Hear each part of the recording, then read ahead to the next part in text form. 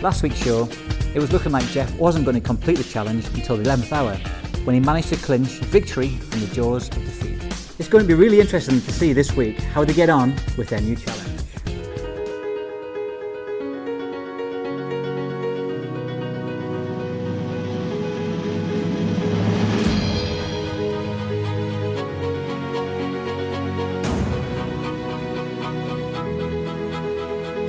Your challenge is to secure as many deals as possible on a rent-to-rent service accommodation business. Not think about, actually secure and show us evidence that you've secured the deal in the next 2 hours.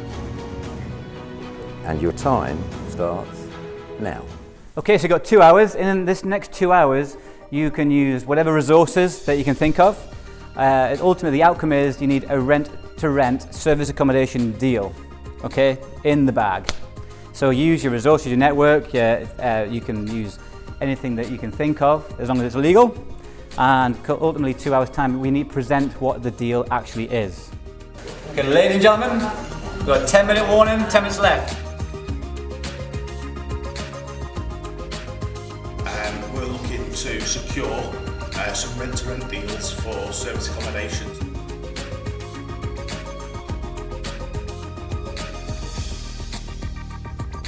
Alright team, time's up. So then, that's it, 2 hours over and done with. I really enjoyed watching your journey and the successes also. So, over to the judges, who would you like to speak to first? Where should we start? Let's start with Steve. How was it for you, Steve? Okay, yeah, a bit of a rabbit in the headlight moment this morning, but yeah, good. First thing I thought, well, I need to try and do this as quickly as possible, so I contacted previous contacts, letting agents, sourcing agents, went through my list of Gumtree leads, sent out another text marketer campaign, got 3 calls from that, but nothing concrete. However, one of the letting agents did come back to me with a 1-bedroom flat in Birmingham city centre. Rent $750, I worked on occupancy with 70% occupancy. £160 per night. Once everything else was taken off, the profit on that would have been 1963. So that was all I managed to. Is that a done deal or a possibility? I've got a viewing on it on Tuesday. There's already 4 or 5 other SA units in the block, so I've got a viewing on that at 10 o'clock on Tuesday. I did ask him to email confirmation over that it would be okay for corporate lets, even though I know that it is. I just wanted the written confirmation. I don't know if he said that yet, but yeah, it's a done deal. I'll be taking that one. Okay, so you're actually going to do it? Yeah. Cool. Have you ever done a rent-to-rent deal in 2 hours before? Never. Well, I've never been tasked with doing a rent-to-rent deal. Now you've done it once, think you'll be doing it again? Well, it's obviously possible, so yeah. How'd you get on? But yeah, managed to source a block of 9 here in Doncaster, which is... Just the 9? Just the 9 in Doncaster, which I'm going viewing I think at 1 o'clock. Okay. Hopefully, potentially, yes, I'll take them on. So the landlord wants 450, but the agent's saying that might get them all for 400 a month, but they're unfurnished and there's no white goods in them. So that's going to be factored into any deal going forward. There's a block of 4 in Peterborough as well, which looks attractive. I need to do a bit of sort of research on these markets. There's also a block of 2 in Coventry, which I think is under offer, so that one's potentially out, but there's also a block of 2 in Birmingham as well. One with parking, one without parking, for around about £1,000 a month on a rent-to-rent basis. Okay, so Charlie and Shirley, how was it? So it's a 2-bed property, terraced in Holywell, which is near Whitley Bay. We're based up in Newcastle upon Tyne. So we're only looking to source service accommodation in our area, so we're not looking outside that area at all. So we think that's around £80 a night, and we should make about £425 a month ourselves after all costs. The other one, another fella, this fella we actually had a Facebook contact, I think from possibly Touchstone or one of the groups that we're members of, yeah. And we just followed him up, spoke to him. He's got a flat in Usburn Wharf, nice, modern, 2-bed, should really go well, really good demand. What we find is, for the essay that we're doing in Newcastle, that we've got contractors who are prepared to drive in, and we've got people who want to stay within literally 10-minute walk of the city centre. They want the nightlife, they want the restaurants, they want everything. So the Holywell is for the beach, coast, you know, and the contractors that are on the outskirts, which is cheaper. The one in the centre, we're really looking still at a pretty competitive rate, £100 a night.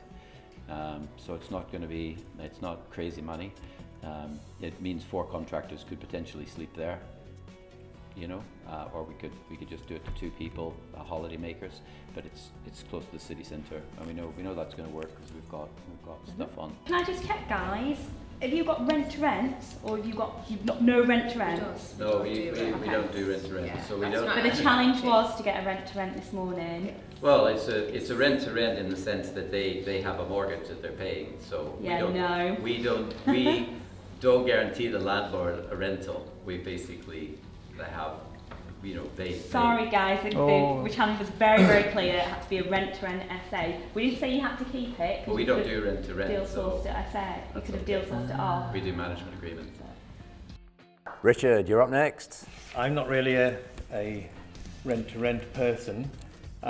What I do is I work with these two actually. I'm busy converting some of my buy-to-lets to serviced accommodation, and Charlie and Shirley are taking on one of my properties. They're overseeing works and they'll be full managing it afterwards. So they are my partners, if you like. That's how I do my serviced accommodation. So did you secure any rent-to-rent serviced accommodation is the question? I didn't secure any, no. And I hope that in the next few days actually I'm going to get a lot of leads, but I wasn't close enough to be able to get things within the hour. Thank you very much. Well done. Thank you, Richard.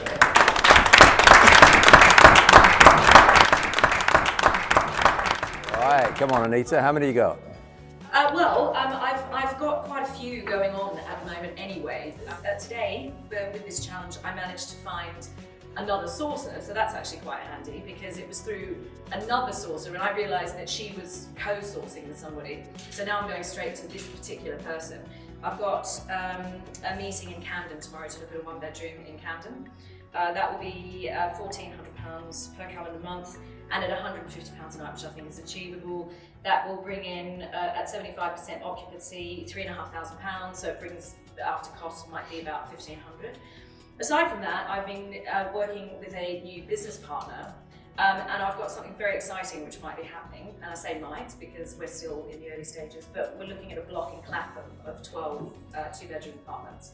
Brand new, it's a developer, he just wants to do SA, and he knows my partner very well, and he saw our ad of this new Millionaire flat the other day on Facebook, and he phoned Michael and said, "Do you fancy looking after 12 flats in Clapham?" So we're now just working out whether we do a management agreement, which I think is probably better rather than a rent-to-rent to mitigate, you know, exposure. So in terms of secured deals right now, just to quickly sum up, how many have you got secured?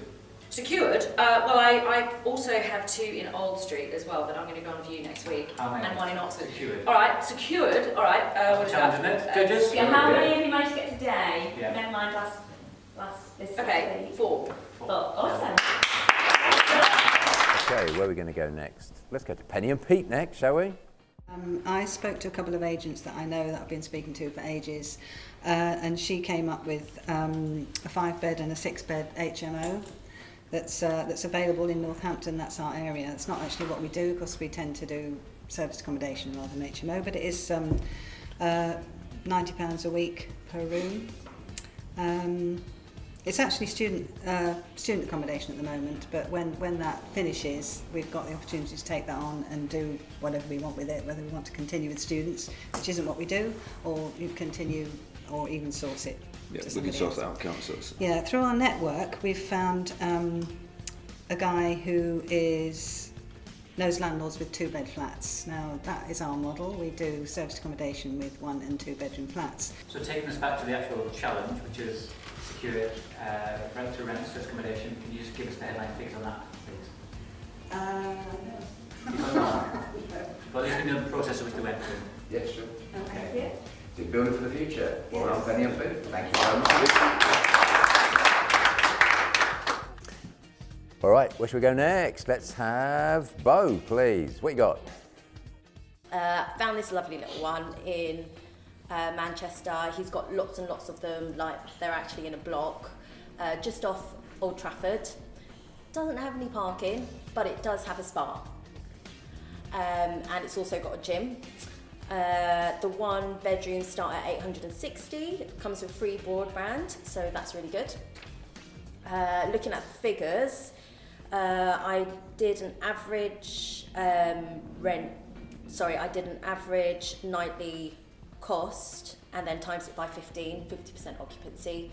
And at the moment it should be bringing in 1,700. Comparing that with total cost, I haven't put all the expenses down, I didn't have time. So I've got, in terms of rent, free broadband, council tax, and about £35 a month for electricity bills, comes up to £1,000 expenses. So that's £732 profit. And then I wanted to know whether it floated in the quiet seasons like January. So I looked at the prices for January and it should be bringing in about 1,380. Very well done. Good figures in that deal. What are you going to do with it? Are you going to pursue it or? I've given the lead to Stuart because I'm not Manchester. I want to keep my company a little bit more boutique. So I want to be able to keep an eye on ones that I do have. Good answer.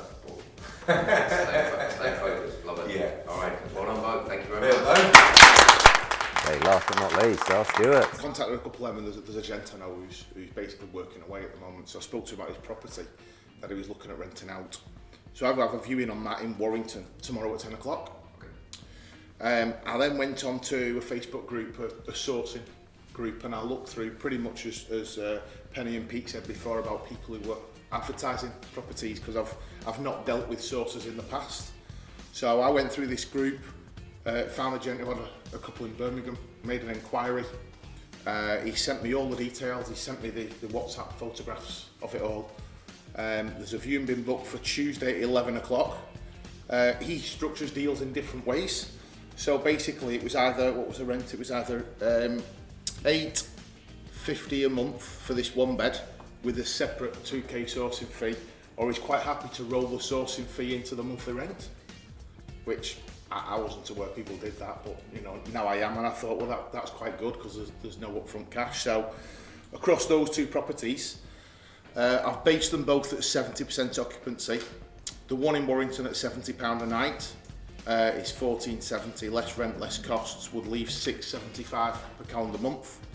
And the one bed in Birmingham, at a rent of £950 including the sourcing fee, 70%, £100 per night, 2-1, less cost would leave £780. So across the two it will be £17,460 per annum, which is £1,455 per calendar month cash flow from both those units. So one viewing tomorrow, one viewing Tuesday. Thank you. Thanks very much. It's been a fantastic past 2 hours. I'm really proud of the achievements that you've got, and I'm excited to see what you do next. Thank you. Okay, thanks very much, judges. Thank you. Thank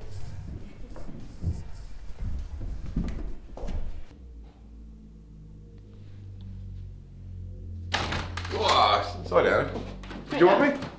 Oh yes, have you heard the news? We are the winners of the Millionaire Makers. Already? Yes, indeed. So if you want to know what's going on, don't miss the next episode. See you there.